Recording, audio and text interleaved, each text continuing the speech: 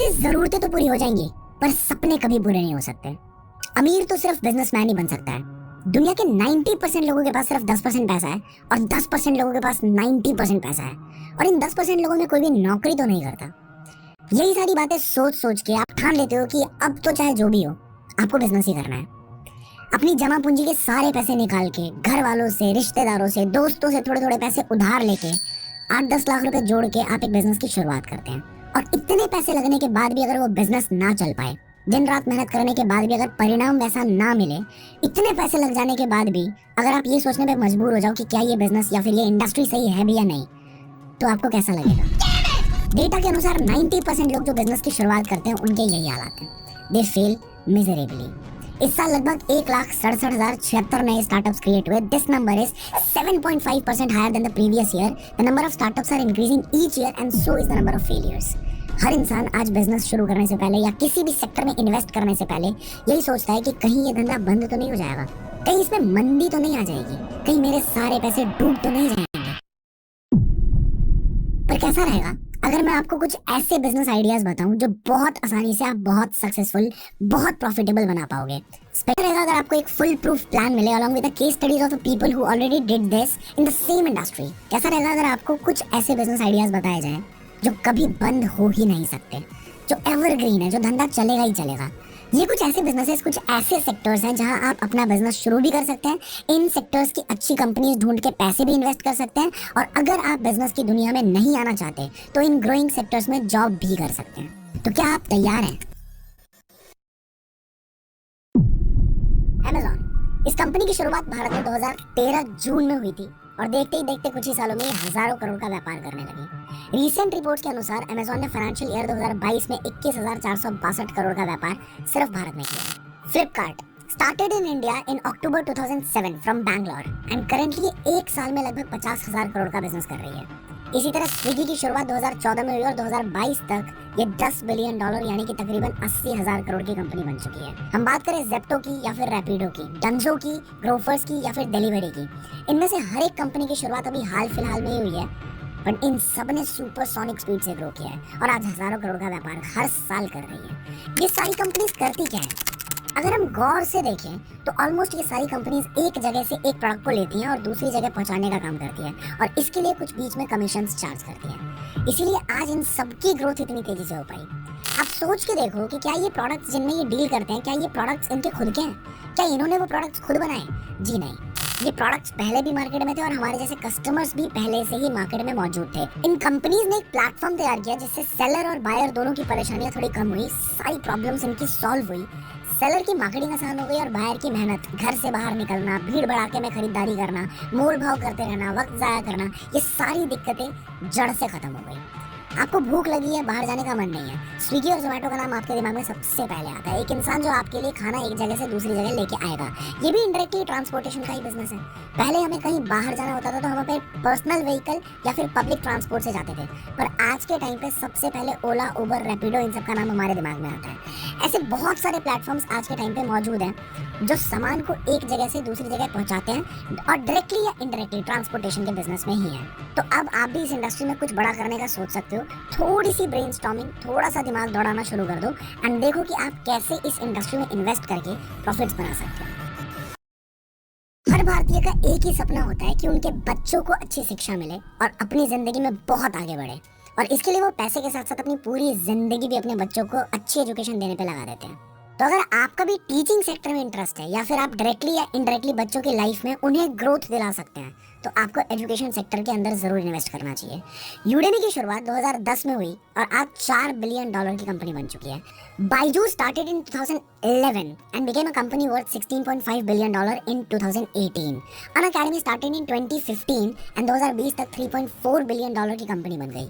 Similarly, there are n number of startups in education sector like Skillshare, Coursera, Edudators, Upgrad। इन सारी companies की शुरुआत अभी पिछले 5-10 साल में ही हुई है और ये एजुकेशन सेक्टर की टॉप कंपनीज में से एक है। इस सेक्टर में शुरुआत करने के बहुत तरीके हैं, जैसे कि आप स्कूल खोल सकते हैं, कॉलेज खोल सकते हैं या फिर एक कोचिंग सेंटर की शुरुआत कर सकते हैं। Education sector is not limited to only formal education. इस सेक्टर का मतलब सिर्फ साइंस, मैथ्स, अकाउंट से नहीं है। अगर आप एक अच्छे वीडियो एडिटर भी हो आप वो सिखाना शुरू कर सकते हो।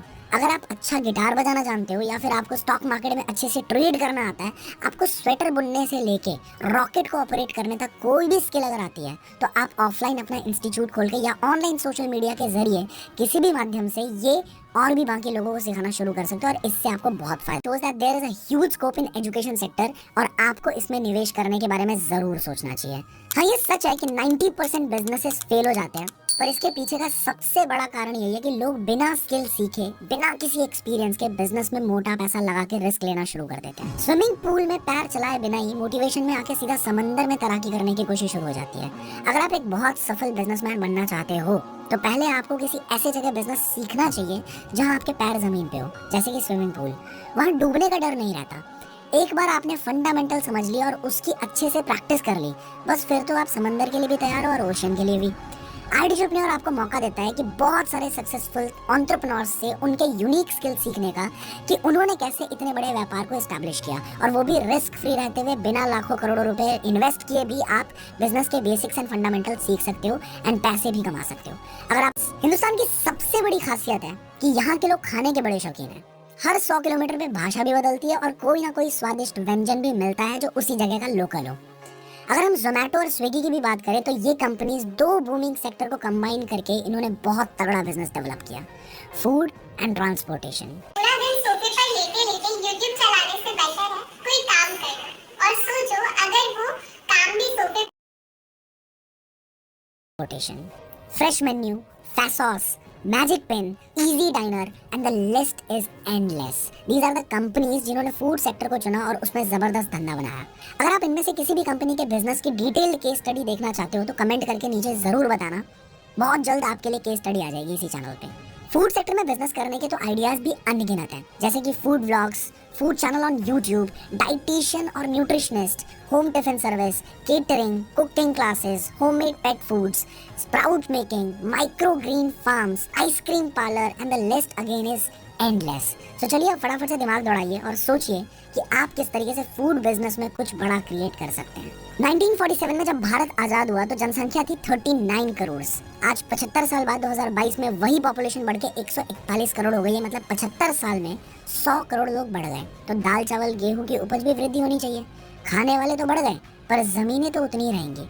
उपज बढ़ने के लिए 1960 में ग्रीन रिवॉल्यूशन शुरू हुआ, जिसमें भारतीय किसानों को इरिगेशन फैसिलिटीज, मॉडर्न टेक्नोलॉजीज के साथ साथ केमिकल, पेस्टिसाइड, फर्टिलाइजर से भी वाकिफ करवाया गया। पॉपुलेशन के साथ साथ पोल्यूशन भी बढ़ा, पानी भी कॉन्टामिनेट हुआ और हर घर में आरओ लगने शुरू हुए। और यही सारे चेंजेस आज हमारी जिंदगी में हजारों तरह की बीमारियों का कारण बन गए हैं। पहले जिन बीमारियों के हमने नाम भी नहीं सुने थे ना, आज वही बीमारियां आम बात सी हो गई हैं। हर घर में डायबिटीज, थायराइड, ब्लड प्रेशर के पेशेंट आपको मिल ही जाएंगे। ऐसे में हेल्थ सेक्टर एक एवरग्रीन सेक्टर है जो कभी भी बंद नहीं हो सकता। इनफैक्ट कोरोना काल ने तो बहुत अच्छे से लोगों को समझा दिया कि हेल्थ इंश्योरेंस पॉलिसीज ये सब होना कितना ज़रूरी है। अगर आप हेल्थ सेक्टर में निवेश करना चाहें तो ये आपके लिए काफ़ी फायदेमंद साबित हो सकता है। Netmeds, Healthify, pharmacy, Tata Health, Practo, Generic Aadhaar, These are some successful startups in health sector जिनके बारे में आप पढ़ के इंस्पिरेशन ले सकते हैं। और अगर आप इनकी केस स्टडीज देखना चाहें तो नीचे कमेंट करके जरूर बताएं। आपको एक बार फिर से याद दिला दें कि अगर आप रिस्क फ्री रहते हुए बिना लाखों करोड़ों रुपए इन्वेस्ट किए बिजनेस के बेसिक्स एंड फंडामेंटल सीख के पैसा भी कमाना चाहते हो, वो यूनिक स्किल्स जिनकी बदौलत सक्सेसफुल एंटरप्रेन्योर्स इतने बड़े व्यापार स्टैब्लिश कर पाते हैं, वो सब सीखना चाहते हो, वो भी डायरेक्टली फ्रॉम द एक्सपर्ट्स, तो डिस्क्रिप्शन बॉक्स में दिए गए लिंक के थ्रू फॉर्म को फिल जरूर करें। You'll get a call from the team within 48 hours. They'll provide you with all the details. Finally आप इस वीडियो के एंड तक पहुंच चुके हैं। Thank you so much for watching. बड़ा भी रुकिए जरा, जाइए मत। थोड़ा वक्त लेना चाहूंगा मैं आप सबका टू से थैंक यू दिल से इस वीडियो को एंड तक देखने के लिए, बिकॉज